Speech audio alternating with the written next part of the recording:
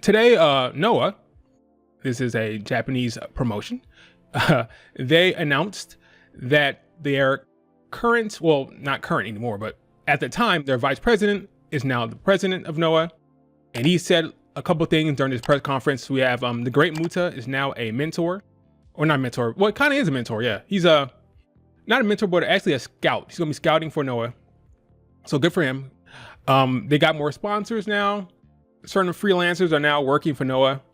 But the big takeaway from this press conference or press release or whatever the hell you want to call it was that the new president said that they want to have a strong relationship with the WWE. And of course, the IWC reacted in a calm manner about this situation. No, of course. They freaked out and said, what's going on here? Are they trying to do the NXT Japan? Is that what they're doing here? Are they trying to buy Noah? What's happening here? We don't know what's happening here, okay? So maybe shut the fuck up for a second and wait and see what's happening for you, bitch. But no, that's not how it works here, okay? Of course. They are freaking out because they think the WWE want to buy Noah or start NXT Japan. They did the same thing when they started working with Rossy. Did the same thing when they started working with All Japan Pro Wrestling. This talk of NXT Japan. You don't know what the hell is going on. You could just shut the hell up for a second, but no, you must bitch and complain. So the internet had a frenzy with this. Basically, the big thing that changed was the vice president is now the president. And then he said, hey, I want to work with the WWE or want to have a strong relationship. And then it kind of freaked out. That's like the big takeaway from the Western point of view. Maybe there's more things to consider if you're in Japan and you're actually paying attention to what's going on over there. But from the press release, what we're talking about, like the Western fans, is the whole strengthening of a bond between the WWE and Noah.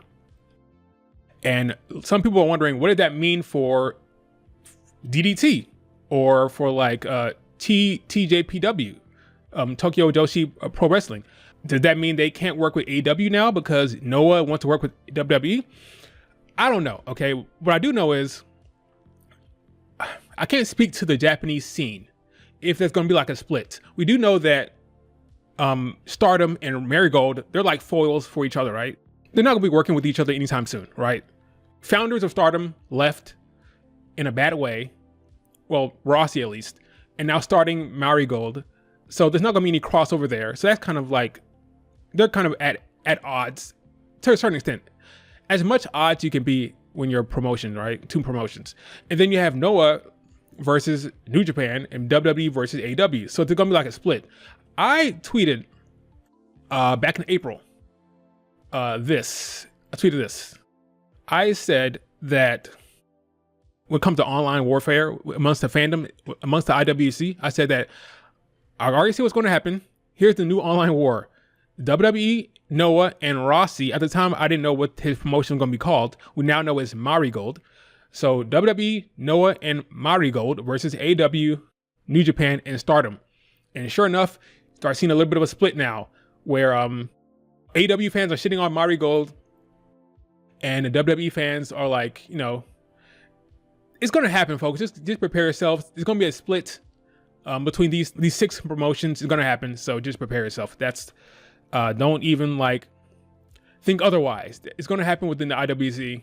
Marigold versus Stardom, Noah versus New Japan, even though the two don't really compare, but that's just how it's going to happen. There's talk about whether can DDT and TJPW work with AEW going forward. The parent company for Noah DDT is CyberFight, right?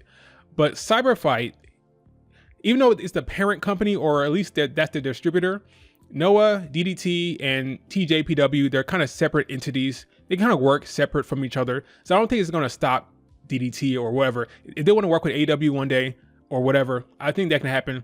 There's a lot of people that want to work with AEW. I think that's fine.